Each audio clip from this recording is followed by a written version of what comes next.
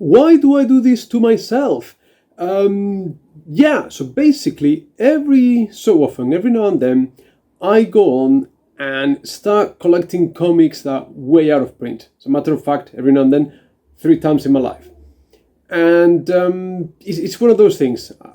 Anyone who collects comics, anyone who likes rare books, it's just one of those things. So basically, it all started when I was still in my teens. And basically, I inherited the first 4 volumes of the McCoy Western comic from my uncle, my dad's father. When he moved away from my grandparents' house, he left his comics there, and I inherited the first 4 issues of McCoy, which I used to read when I was a kid every time I visited my grandparents. So, hey, here I got the first 4 volumes. I like them. I think the artwork is incredible. So, let's go and start finishing the story. But turns out these comics started to get published in the late 70s.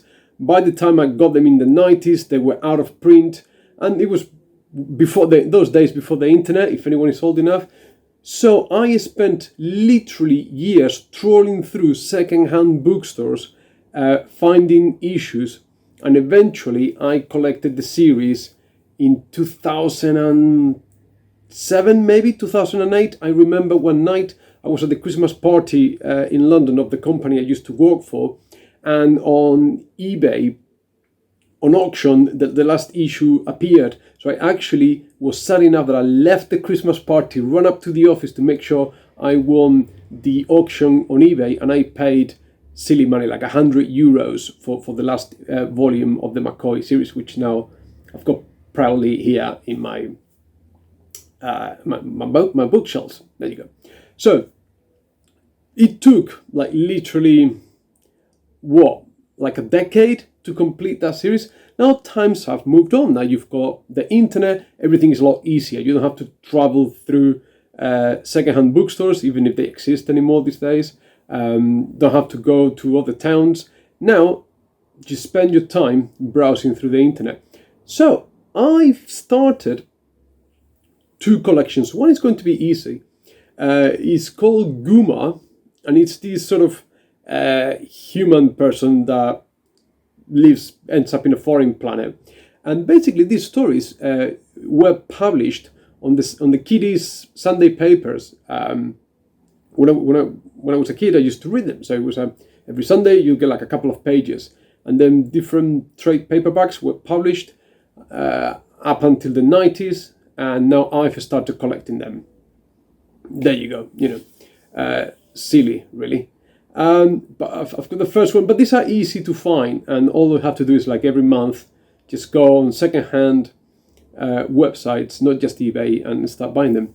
But the craziest one I've started, and the one that potentially I'm going to have to end up spending a little bit of silly money on some issues, is the Lorna by Alfonso Azpiri. Now, for anyone that don't know, if you're aware, but Alfonso Azpiri drew a lot of the computer game covers from way back in the 80s and 90s, when the cover sometimes was the best thing about a computer game, because the quality of the graphics and all the stuff back in the day certainly was not what it is today. And the Lorna series has actually been published in English. It was published in Heavy Metal magazine, I think.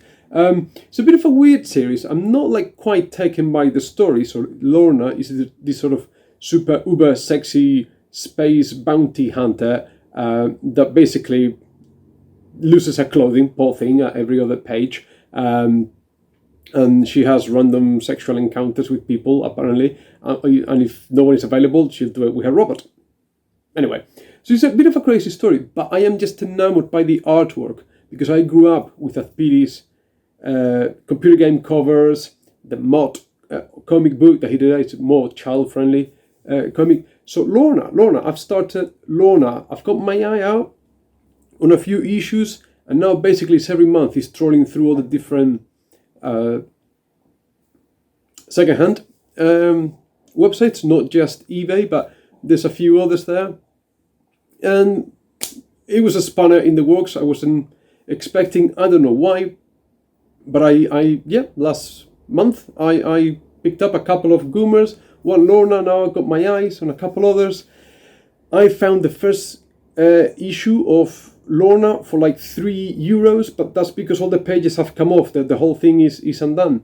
So now then I've contacted a book restoration person, which is a trade that apparently is dying. There's not many people left that restore books or do book bindings. So I had to call him, send in the photos of the comic. Yes, he'll do it. He'll give me a prize, whatever. And I suppose it's just something to pass time, entertain myself, and spend my money on. I guess some people smoke, some people drink.